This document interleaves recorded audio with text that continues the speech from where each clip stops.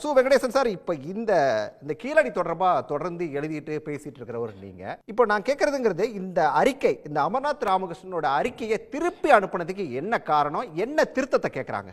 அதாவது வந்து இதுக்கு பின்னால் இருக்கிற ஒரு நிகழ்ச்சி நிரலை நாம் பார்க்கணும். குறிப்பாக 2014-15ஆம் ஆண்டு கீழடியினுடைய அகழாய்வை வந்து ஒன்றிய அரசினுடைய தொல்லியல் துறை அகழாய்வு பிரிவு மேற்கொண்டது.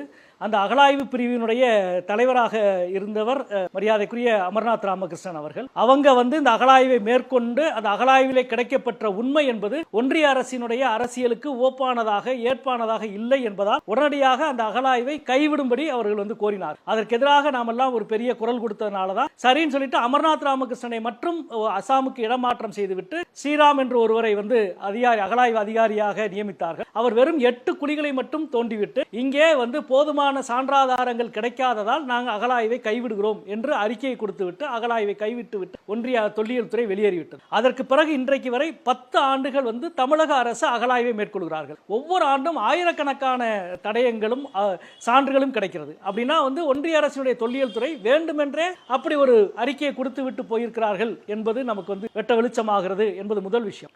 அகழாய்வு அமர்நாத் ராமகிருஷ்ணன் வந்து இடமாற்றம் செய்யப்பட்ட பிறகு அவர் செய்த அந்த 2 ஆண்டு கால அகழாய்வினுடைய அறிக்கையை அவர்தான் கொடுக்க வேண்டும். ஆனால் அதற்கான சூழலுக்கு எதிராகவே அந்த துறை வந்து முழுமையாக செயல்படுத்தப்பட்டது என்பதை நாம் பார்க்கிறோம். எனவே தான், ஏனென்றால் அவர் அகழாய்விலே கண்டுபிடித்த பொருட்கள் எல்லாம் தொல்லியல் துறையினுடைய பெங்களூர் டிவிஷன்ல மைசூர்ல இருந்தது. அவர் அசாமில் இடமாற்றம் செய்யப்பட்டார். தான் கண்டுபிடித்த பொருளோடு இணைந்துதான் ஒரு ஆய்வை செய்ய முடியும், ஆய்வினுடைய முடிவை எழுத முடியும்.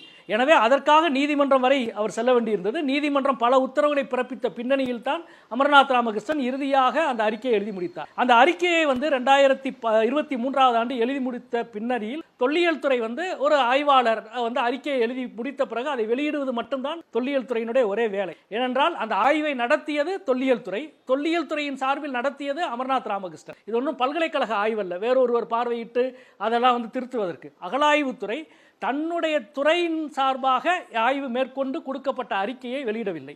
எனவே நாங்கள் நாடாளுமன்றத்திலே கேள்வி எழுப்பினோம். நானே ஒன்றிய அமைச்சர் அவரை நேரில் பார்த்து கேட்டேன், எப்பொழுதுதான் வெளியிடுவீர்கள் என்று. நீதிமன்றத்திலே வழக்கு தொடுக்கப்பட்டது. கீழடி அகழாய்வு முடிவுகள் எப்பொழுது வெளியிடப்படும் என்று. தொல்லியல் துறை வந்து இன்னொரு 9 மாத காலத்தில் நாங்கள் வெளியிடுவோம் என்று சொன்னார்கள். சொல்லி பல மாதம் ஆயிடுச்சு.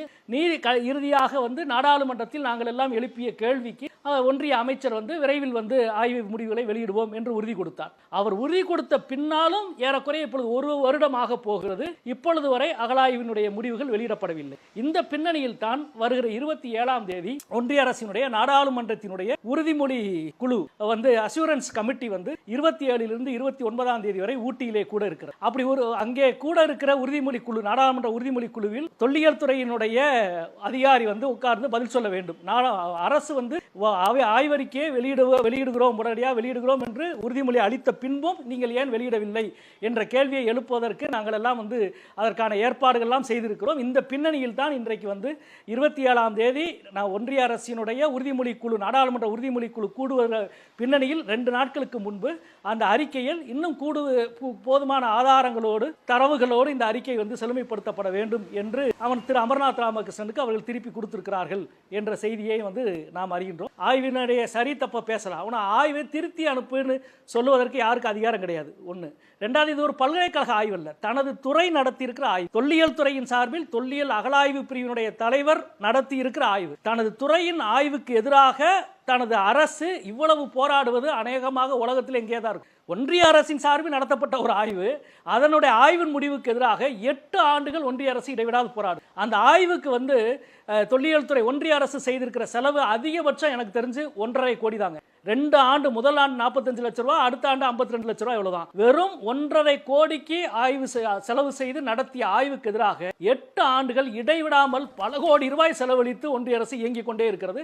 அந்த ஆய்வின் முடிவை வெளிவரக்கூடாது என்று. ஏனென்றால் நீங்கள் சொன்ன போல முதலே திருத்தம் தேவைப்பட்டிருந்தா 2 வருஷத்துக்கு முன்னாடியே சொல்லியிருக்கலாம், நாடாளுமன்றத்தில் சொல்லியிருக்கலாம், நீதிமன்றத்தில் சொல்லியிருக்கலாம். எதுவுமே சொல்லாம இப்ப கடைசி நேரத்தில் உறுதிமொழி குழுவுக்கு முன்னால் போய் உட்கார வேண்டிய கடைசி நேரத்தில் இவர்கள் இப்படி சொல்வதற்கு காரணம் வெளிப்படையானதான். முதல்ல இருந்தே இவருடைய நோக்கம் ஒன்றாக தான் இருந்தது. கீழடியினுடைய அகழாய்வை கைவிடணும், அதை தாண்டி அகழாய்வு நடத்துகிற இயக்குனரை மாற்றணும். அதுக்கு பிறகு ஆய்வை எழுத விடாமல் செய்வதற்கு என்ன வேலையோ செய்தார்கள். அதற்கு பிறகு அதையும் தாண்டி ஆய்வு எழுதி சமர்ப்பிக்கப்பட்ட பிறகு அது வெளியிடக்கூடாதுன்றதுக்காக எதெல்லாம் செய்ய வேண்டுமோ எல்லாம் செய்தார்கள். அதையும் கடந்து நாடாளுமன்றத்தினுடைய சில விதிகளின் அடிப்படையில் சில முயற்சி செய்து இன்றைக்கு நாடாளுமன்ற விதிகளின் மூலமாக இதை வெளிக்கு கொண்டு வர முடியும் என்று முயற்சி செய்கிற பொழுது இந்த கடைசி நிமிடம் வரை இந்த வேலைகளை செய்து கொண்டிருக்கிறார்கள். அதற்கு காரணம் ஒன்றே ஒன்றுதான். கீழடியினுடைய உண்மை என்பது பாஜகவினுடைய இந்துத்துவா கோட்பாடு சொல்லுகிற அவருடைய அரசியல் நேரேஷனுக்கு, அவர்களுடைய அரசியல் வழியாக அவர்கள் இந்தியாவினுடைய பண்பாடு என்பது வேத பண்பாடு தான், இங்கே இருந்தது வேத நாகரீகம் தான் என்ற கருத்துக்கு நேர் எதிரானது கீழடியினுடைய கருத்து. வேத காலத்திற்கு முன்பே இங்கு ஒரு செழித்த நாகரீகம், செழிப்புற்ற நாகரீகம் இருந்தது தென்னிந்தியாவில், தமிழ்நாட்டில் வைகை கரையில் இருந்தது என்ற வரலாற்று உண்மையை ஏற்க மறுப்பதனுடைய விளைவாகத்தான் இவ்வளவையும் அவர்கள் செய்து கொண்டிருக்கிறார்கள் என்று நான் நினைக்கிறேன்.